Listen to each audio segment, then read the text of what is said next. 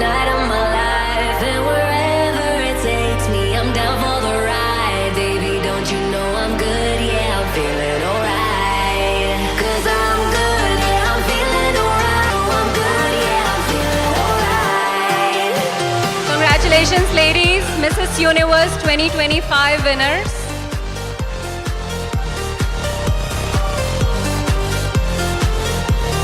Don't you know I'm good? Yeah, I'm feeling alright.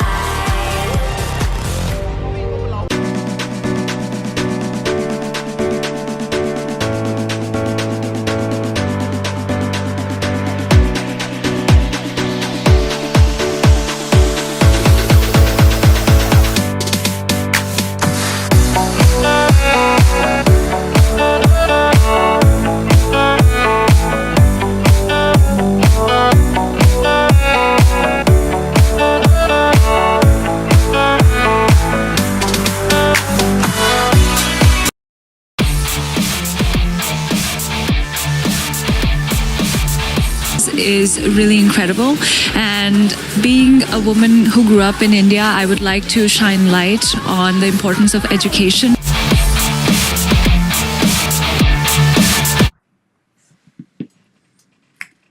All right. Hello, everyone. I am so excited that you have joined us today. And this is the I Am Possible podcast with My Dream TV. And I am Amber Uhler, your currently reigning Mrs. Universe USA 2025. And I am thrilled to have with me today Apurva Chauhan, the newly crowned. Okay, let me make sure. We got to make the title has to be correct. Miss International Diva India 2025. Yay. So thank you so much and congratulations, Apurva. If you just want to introduce yourself and say hi to the audience, and then we'll get started with the questions. Absolutely. Thank you so much, Amber, for that introduction. And I feel very grateful to be here joining you today. I'm Apurva Chauhan.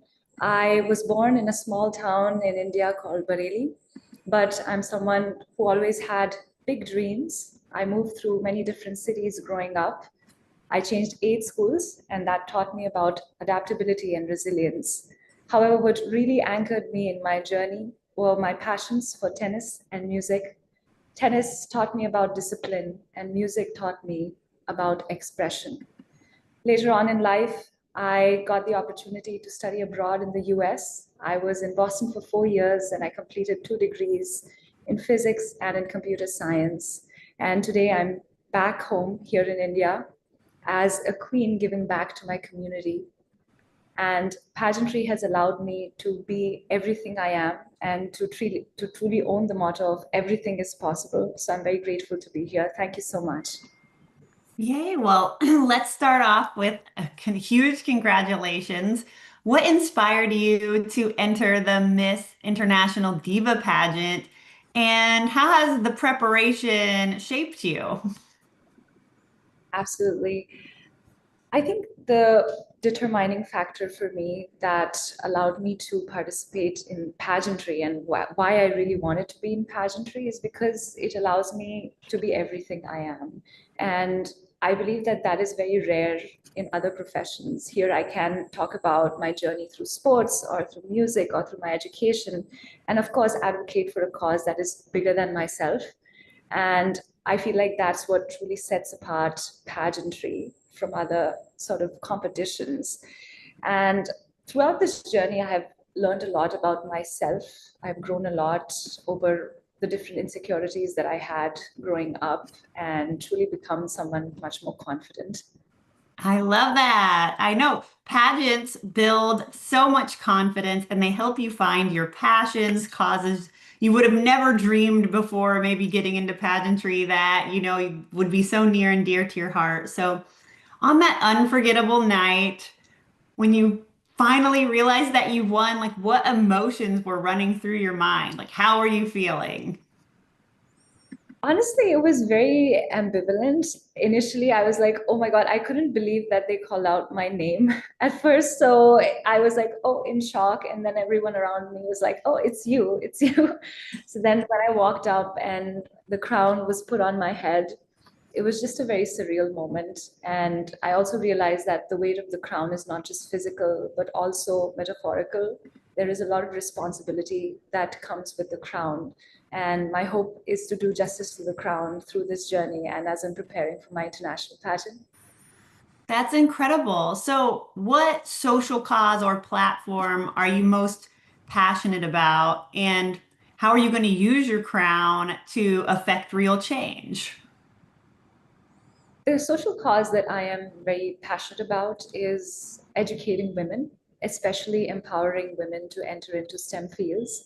Coming from a country like India, there are a lot of gender stereotypes that exist in South Asian women that you have to get married at an early age and you have to take care of the family. Education isn't really put at the forefront, especially in rural communities.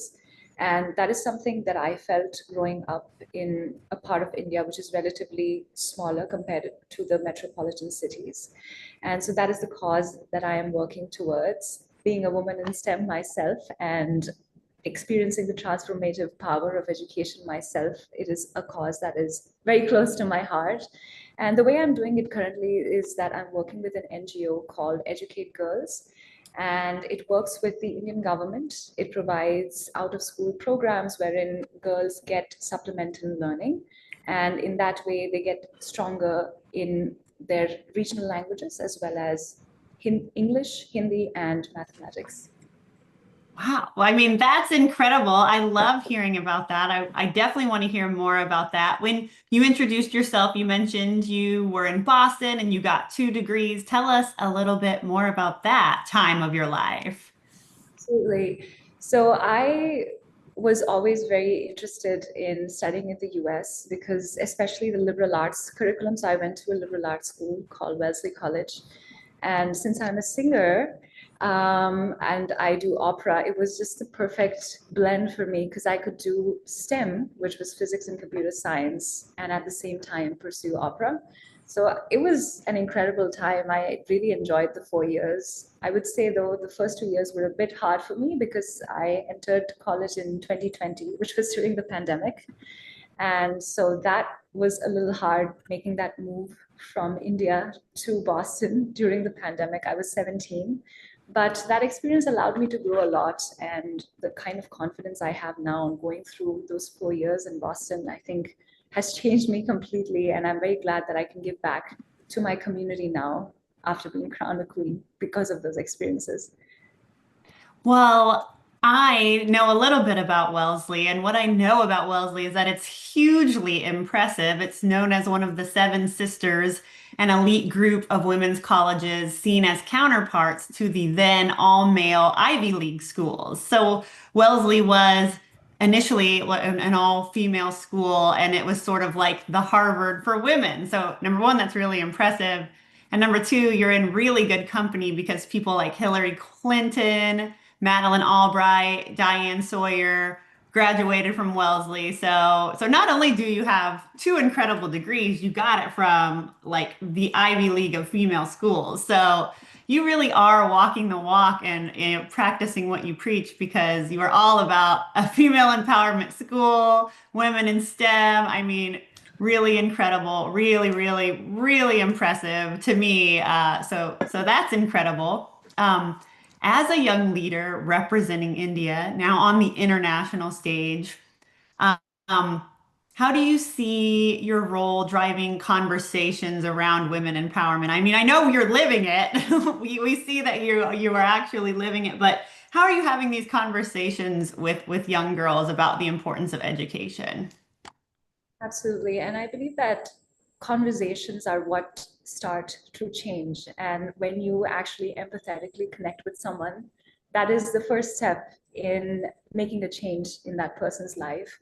The way I'm doing it currently is that I go to different schools in my community and I address the girl students, tell them a little bit more about my own journey and how I remember being in an absolutely male dominated class when I was in school, and how that actually hindered my confidence a lot because the teachers would often pick out only the male students when they asked a question.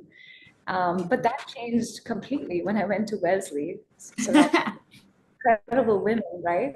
As you said, Hillary Clinton and Madeleine Albright and Diane Sawyer, they all went to Wellesley. So I feel like that shift really also was a shift in my persona as well.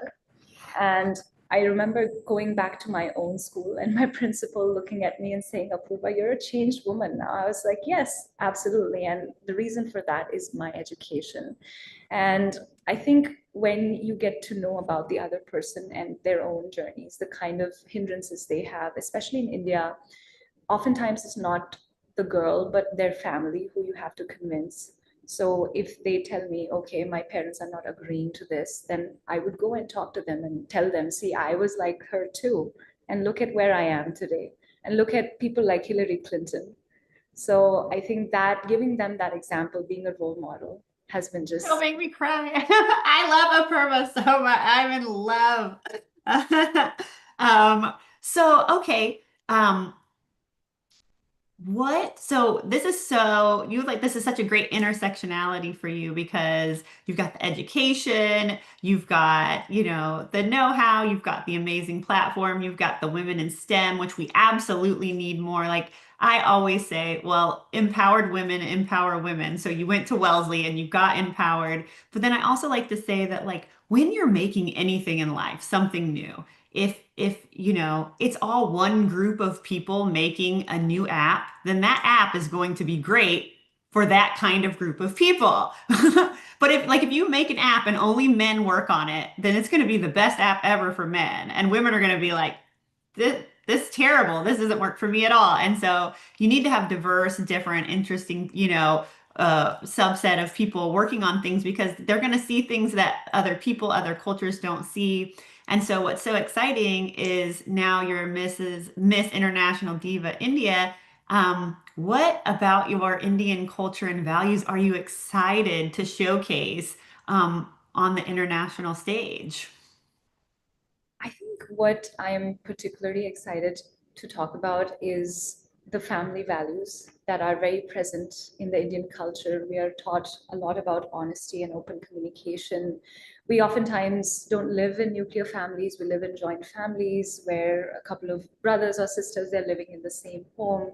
So talking about how family and culture really informs our decision making. And beyond that, we have, I believe, one of the most vibrant textile cultures in the world. We have a lot of different kind of textiles that I believe need to be showcased on the global stage, different embroideries. So it's not just about having those stories and talking about those stories, but also weaving those stories into the kind of clothes that I'll be wearing. So I want my journey to be not just the way I am talking about the culture, but also showcasing it at the best level possible. One thing about me is I love to go to pageants all the time, any pageant, every pageant. I just love to go support. And I love it when contestants, I think something that's such an often missed opportunity is to express yourself through your clothes. I love it when contestants wear something cultural, wear something that is meaningful to them. Like you just see it and it tells you something about them. So I love that you're going to take that opportunity because I think that's going to really help you stand out. Can you share one significant moment on or off stage that helped you grow as a person and as India's representative? Absolutely. And this is a very recent experience I had actually a week ago.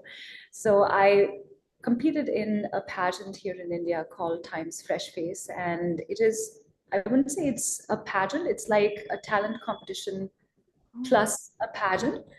And during the pageant itself, the way you qualify for the final top five, top six of the competition is through your talent. And I remember that during the last moment, there was an issue with my gown. So there was a cape that had to go on my gown, and they had to pin it, and accidentally they pinned it too tight. And I didn't really have the time to get it off. It was already, the show was running quite late. Right. I had to go on stage and I was singing. So I felt like, oh my God, I don't know if I'll be able to pull this off. But from all the kind of training that I have had with pageants and my involvement, of course, with the Miss International Diva pageant, one thing that I have always been told is to never react, but respond to the situation. So I was like, okay, calm down. Everything is fine. This is not about the dress. It is about you. So I went there, I did my pageant round, and I made it to the top 5 of the competition.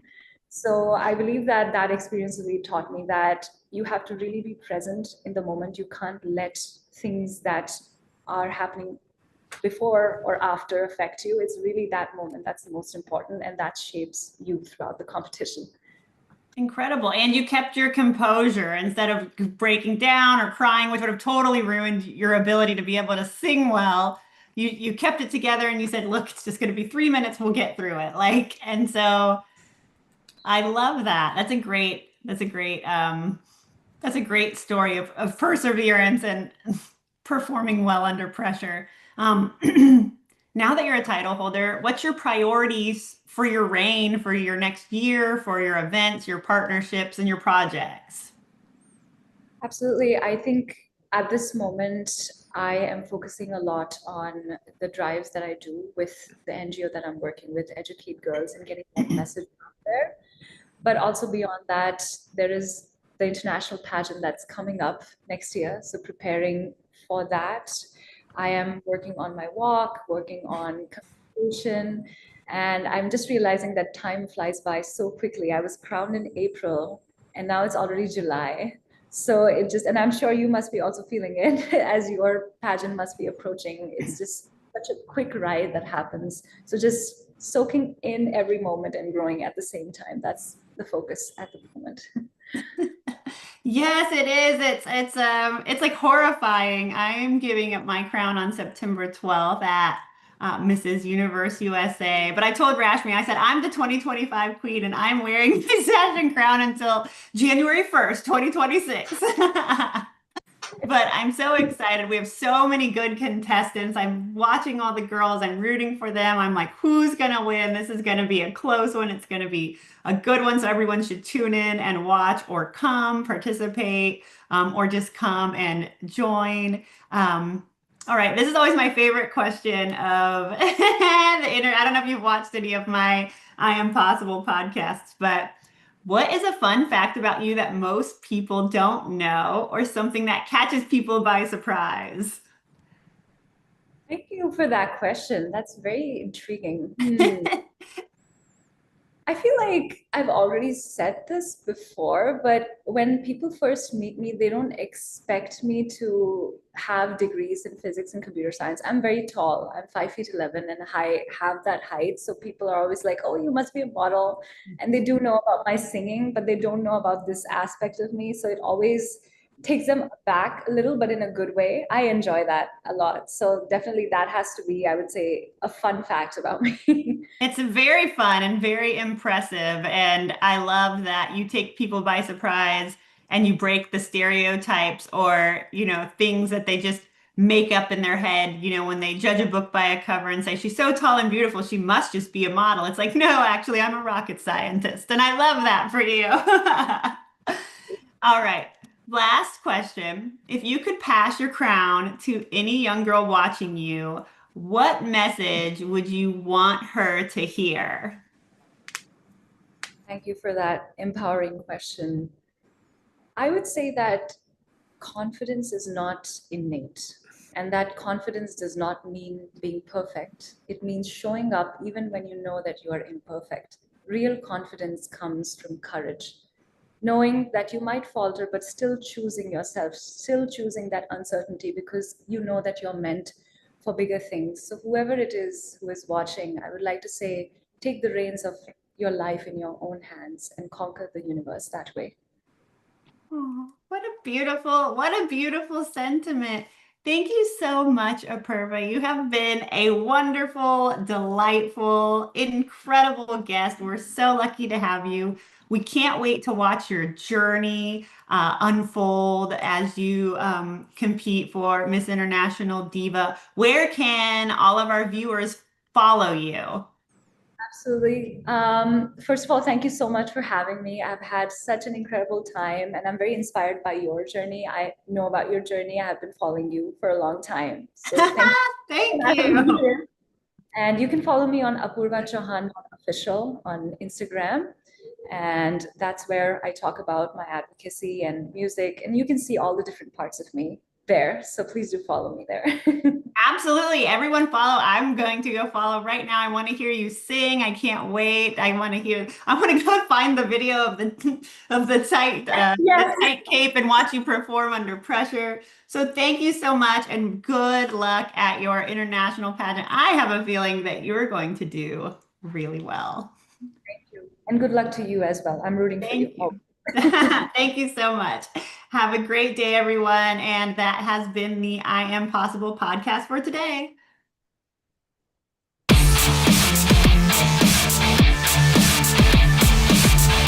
Is really incredible, and being a woman who grew up in India, I would like to shine light on the importance of education.